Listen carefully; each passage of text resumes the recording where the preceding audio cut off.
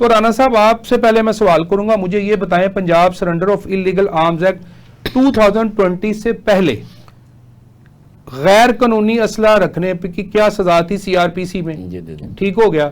और इसका ट्रायल कैसे चलता था और कितनी देर में इसकी सजा होती थी? ये गवर्नमेंट को लाना क्यों पड़ा? ये भी आपने बताया ना, लाना इसलिए पड़ा कि हमारा जुडिशियल सिस्टम डिलीवर नहीं कर रहा।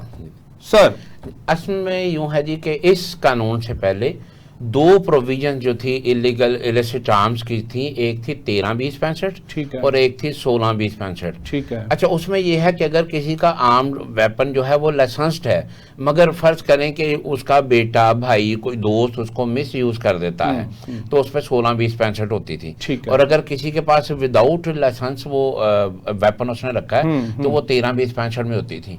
अब एक कानून की प्रोविजन यूं है कि जो 3 साल से कम जितने भी जराइम होंगे जिनमें 3 साल से कम होगी तो वो बेलेबल ऑफेंस होते हैं। ठीक है। अच्छा, इसके अंदर चूंकि 3 साल की सजा थी तो ये एक माइनर ऑफेंस में आता था। और दूसरा बड़ा प्रॉब्लम इनेक्टमेंट का ये था कि अगर किसी ने 302 में फर्ज करें वेपन यूज किया है इलीगल, तो 302 की अलग एफआईआर होती है और 13-20-65 की अलग एफआईआर होती है, जबकि होना उसे एक ही एफआईआर में चाहिए। तो वो करते क्या थे आमतौर पर, चूंकि 3 साल के सजा का तो उसे बड़ा लाइट ले लिया जाता था। दूसरे हमने देखा कि हमारे यहाँ एक पड़ोसी मुल्क की हमने बड़ी खिदमत की, उसको कई सालों हमने रेफ्यूजीज को अकोमोडेट किया, मगर वो आज भी हमारा ना हो सका। तो उन्होंने यहाँ पर ये बहुत सी दौड़ फैला दी उस वेपन की।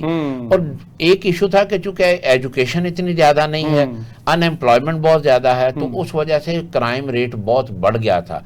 अब जरूरत थी कि इसको इतना तादीबी सजा दे दी जाए कि कोई ये काम करने से पहले डरे, वो इसको 20 मरतबा सोचे। तो अब इसके अंदर चूंकि सजाएं सख्त की गई हैं, उस वजह से कुछ क्राइम रेट कम होगा। एक और बात है कि लॉ कभी भी रेट्रोस्पेक्टिव नहीं होता, प्रोस्पेक्टिव होता है। ठीक।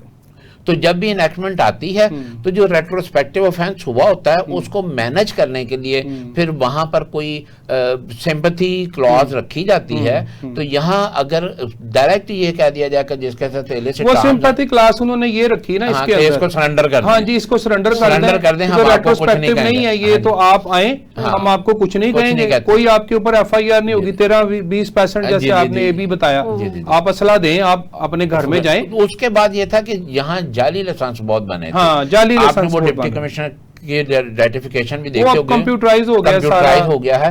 तो इसलिए ये देखा जा रहा है कि जिनके पास लाइसेंस, होता क्या है कि आप असला डीलर के पास जाते हैं, उसे कहते हैं मैंने फलानी गन लेनी है, मेरे पास लाइसेंस नहीं होगा, जाओ जी पैसे दो, चेक एंड बैलेंस ही नहीं, वो लाइसेंस भी बनवा देता है, वेपन भी सेल कर देता है। तो अब ये है कि उसको जब रीचेक किया जाएगा कि भाई तुम्हारे पास वेपन अंडर व्हाट रीजन, ये इंपॉर्टेंट है, वो रीजन जब सामने आएगा ना तो पता चलेगा कि इसने शौकिया रखा है, प्रॉपर्टी प्रोटेक्शन के लिए रखा है, इसकी क्वालिफिकेशन क्या है, whether he is eligible to carry that weapon, या इसका मेंटल स्टेबिलिटी क्या है, उसको इतना शाउर है कि इसका मिस यूज किस तरह के लाइफ डेंजर देता है।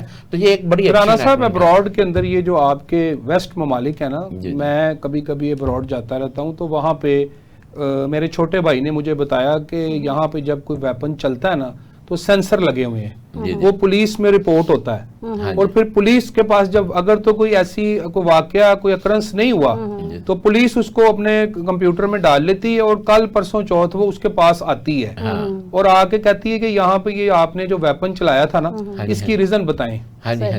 अगर आप रीजन नहीं, उसको जस्टिफिकेशन पुलिस को नहीं दे सकते ना, तो पुलिस उसको साथ ले जाती है। एक्चुअली है कि अमेरिकन कॉन्स्टिट्यूशन के आर्टिकल 4 में अच्छा वेपन रखना लीगल है, हर बंदा रख सकता है, मगर ये मैं इसके भी खिलाफ हूँ। मैं वही अर्ज कर रहा हूँ, मतलब हाल ही में ये जो अमेरिका में एक वाकया गुजरा है, ये इसको हमें इसकी मजम्मत करनी चाहिए कि आप किसी को भी मुंह उठा के मार दें, किसी को मारने का कोई हक नहीं, कोई हक नहीं है, जान नहीं दे सकते। हाँ, जो है पूरा तरीकाकार लेट डाउन किया गया हुआ है, जज बैठे हैं, वकील हैं, अदालत है, आप उसके थ्रू चल सकते हैं।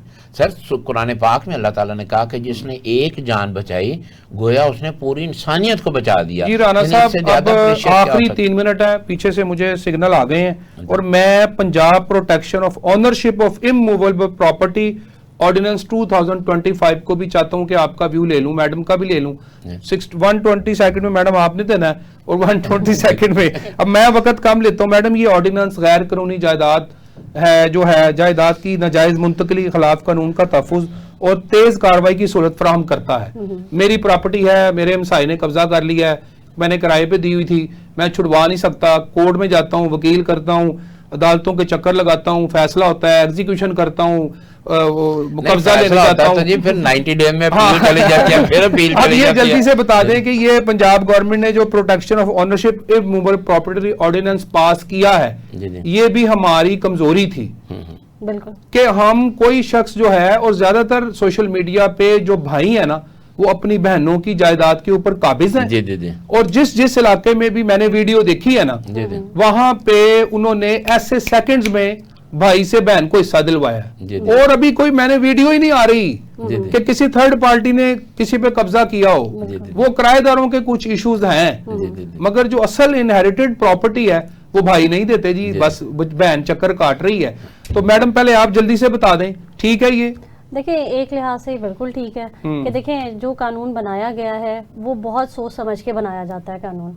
देखिए बात ये होती है, नो डाउट हम क्योंकि वकील है हम तो ये कहेंगे कि हमारी नहीं, हमसे छीन लिया, लेकिन हाँ। नहीं, ये इस हवाले से भी बहुत अच्छा है कि जिसका जो हिस्सा बनता है इनहेरिटेड प्रॉपर्टी में वो उसे मिलना चाहिए। डर खौफ नहीं था उन लोगों को जी भी, बिल्कुल ऐसे वो देते नहीं थे, इसलिए वो देते नहीं थे। हाँ। और वो कहते थे कि जी बहन की शादी कर दी है, बहन की शादी पे हमने जो लगा दिया वो उसका हिस्सा था। नहीं, फिर अगर वो अदालत की बात करती है, जा जाके लल्ला। नहीं सर, ये पहले एक थ्रेट होता है कि जे तू हिस्सा मांगेंगे तो तेरा साडा रिश्ता खत्म हो जाएगा, या उन्हें मार देंगे।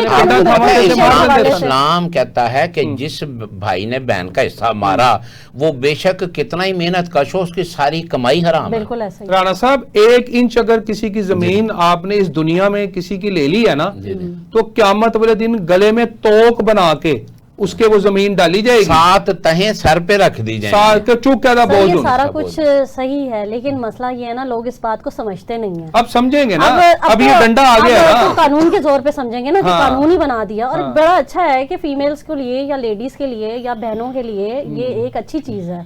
और वैसे भी हिस्सा देना चाहिए, ये तो आपकी शरीयत कहती है। ऐसा नहीं है कि आप किसी के माल पे कब्जा कर लें।